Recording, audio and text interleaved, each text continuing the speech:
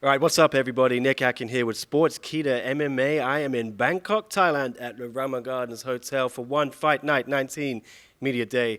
I'm with Mini T, Danial Williams. He's got a huge strawweight MMA fight with Lito, the Thunder Kid Adiwang. Mini T, good to see you again. How are you traveling? Good, man. Thanks for having me, and good to see you, Nico. Good to see you always. And you are one of the most exciting fighters in one. I think we can all agree that. But it's back to MMA after a couple of title shots, fighting Superlek and John DeBella. No mean feat. But yeah, back to MMA where you were making some good headway before. Yeah. I mean, it's good to be back. It's a bit of a challenging year last year, but you only can learn a lot from that. And it's just good to be able to get back into the MMA skill and just take it day by day, and see little improvements in my game. MMA was always a long-term goal for me. I still have a lot of work to do there, so it's just exciting to be able to keep fighting and keep upskilling, because that's the focus of this year. Just upskills. Last year I got beaten by better guys, and just knowing where my skill level is. So now it's just I need to work back up and just take it day by day.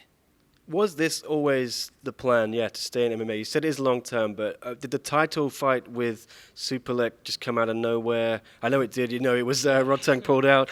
But were you always intending to stay in MMA, or was Muay Thai and kickboxing a plan in 2023, or did that just kind of happen and you wanted to take a fight because you weren't getting MMA? At the end of the day, I love fighting. I love it. So any chance I get, I'm gonna say yes. And but like when I think of I stopped Muay Thai to do MMA, so that is a long-term goal of mine. And I had that Rod Tang fight when I started, and I'm like, man, I want a Muay Thai scrap again. And this will be my MMA fight at Lumpini, so I would love to still do a Muay Thai fight at Lumpini. Not so much to kickboxing yet. Maybe that will change. I know there's a lot of work I need to do there, but I don't want to sacrifice any skill with the MMA and Muay Thai at the moment. So yeah, Muay Thai MMA at the moment is just kind of like my focus. You were on a great run, when you were focusing on MMA, and then it came to a shuddering halt against Jeremy Miado, who, let's be honest, did miss weight pretty badly. What's it like overcoming that setback? Do you feel that the weight miss was the key thing there, or was there something you did wrong? Oh, I think a bit of both. He was big. I do understand the statistics of missing weight and the fighter's chances to win, like in the 80% range. But I think also maybe if he made weight, my mindset for it was very different. I was on a roll and got the bonus the last fight, and I just felt like I threw it away a bit just with the training camp and the focus. Like, for example, on my phone all the time, doing Instagram stuff, trying to do stuff with business, thinking I'm getting somewhere with business. I'm going to, just not really prioritizing that. When I step in that ring against a monster like Miado, like it's a different level of fighting now. You're fighting guys that they want to feed their family. So it's just, that for me was a big wake-up call. And then I went extreme with it. I moved to Thailand straight after that fight. I'm never doing that again. Trained my absolute ass off. And then the fight sort of got changed to Superlek. And then I went even more extreme with the John DeBella. I had a long camp and just did those extra training sessions and just felt like, man, I overtrained. I'm like, got to pull it back a little bit. I need to understand that you're only human, and just focus on getting better in the skills and not trying to thrash your body too much, and just be present with the training. So big learning curve really. It always is with martial arts. Yeah, 5 rounds with John DeBella. You have to come prepared, so danger. I mean, no blame being overtraining there. Yeah, exactly. He was definitely a lot stronger than I thought. And his mindset for it, you could tell he just came in prepared. He showed up. And I respect that of him. I took a little bit of that away from him as well, and just understanding that's what you got to be a world champion. So learning from all my opponents as well. There is a little bit of talk of maybe JDB gonna go and fight Prajan Chai, maybe in kickboxing. Who knows? The champ versus champ, Muay Thai and kickboxing. Who would your money be on there? Yeah, I mean, it makes sense, but I just don't see Prajan Chai getting past JDB. I feel like JDB's kickboxing is exceptional. It's his home, whereas Prajan Chai is a very good Muay Thai fighter. His stoppage with elbows is good. So, he's still got the goods to do it. He's a decorated fighter, but yeah, I just think that JDB is the kickboxing. He's got the kickboxing skills, and Prajanchai is a little bit more Muay Thai based. So yeah, I wonder if he can adjust. That's all I want to know. I know he's got good boxing, Prajanchai, but yeah, it's like it's going to be difficult with the taller fighter who's great at kickboxing. All right, well, it's all about MMA for you for now, and back to your opponent, Lito Adiwang.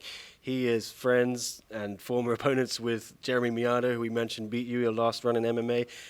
You reckon those guys have been having a little bit of a chat about how to take you down? Question. I never thought of it that way, but I think they're both warriors, man. So they're both going to prepare as hard as they can, no matter who they got. I take the same approach. A lot of similarities with Lito, like as opposed to just wanting to fight and, like throwing strikes and not caring, not expecting to get hit back. It's not trying to like play it safe or anything. So I like that in a fighter, and that's why it's going to be a wicked fight. There's going to be two guys who aren't going to be afraid to exchange with each other.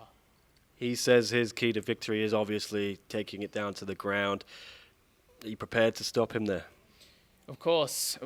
Like the ground game, it's MMA, right? You can't just expect to be a stand-up fighter. I know, being a striker, that's how I train. A lot of people are going to bring me down, and I need to up level there. So I'm hoping to show some good skills on the ground this time round for the fight.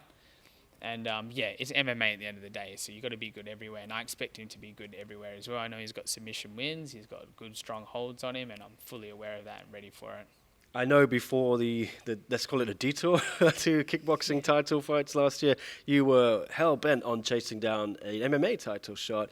And the landscape's changed a little bit in strawweight now, but still the same names, a few other players. But how do you see it unfolding? If you get a win against Lito, he's just finished Adrian Matais and he's beaten Jeremy. He's in that top 5. You've got other guys floating around, Bokang and Hiroba, and you've also got, obviously Joshua's going to fight Jared. So where do you see a win over Lito getting you in that landscape? I think any win's good. It's going to put me up there, but I would like the Miado match again. I'm not really thinking too far past these fights because I feel like that's a bit of a downfall with my mentality. Other fights saying, oh, this, and this. Like, no, hang on, you got this opponent, this hard-ass opponent right now. So I'm kind of just staying real present with that. And if I'm going to name a fight after, obviously it would be like Miado. And I just know that I'm going to be here for a while. There's skills I'm still working on, and I'm going to be enjoying the process with taking a few MMA fights to get to the top, whatever it takes. Not going to be one Lito then the championship fight. I had those it was an amazing opportunity to jump straight to the title fights in kickboxing last year, but I understand just personally, like, it'll be better if I just earn my way up with the skill building and just taking fight by fight. Yeah, some people were giving you some flack, shall we say, saying, "Oh, how's he got another kickboxing title shot?" Do you think that's fair criticism, and you want to earn your shot here? I think it's definitely fair. They hadn't seen me tested in kickboxing, and I was fighting MMA before that. And then I had a loss, so it was a surprise. But I see how the landscape can change with fighting. Like, I know John DeBella had opponents pulled out, and obviously the Superlek one, they needed a fight to step up, and I was the guy to do it, and I was never gonna not say no, because that, to me, is like, holy shit, that's like a lotto ticket there. It's Superlek. Like, you get to fight the best in the world, and I always have that story. But I understand that completely, and willing to do that right now and just take it fight by fight. All right.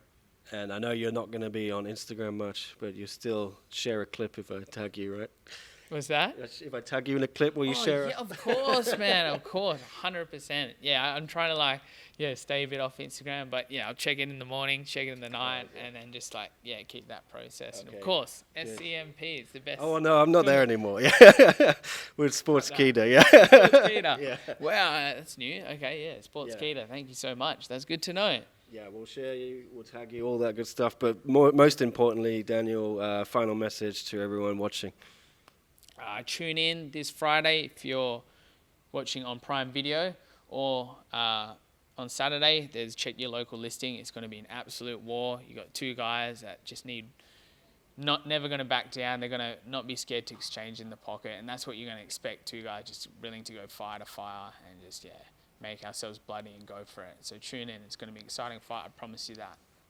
All right, Danial Williams against Lito Adiwang. Don't miss this one, guys. It's sure to bring the fireworks. One Fight Night 19, Bangkok, Thailand, Saturday morning.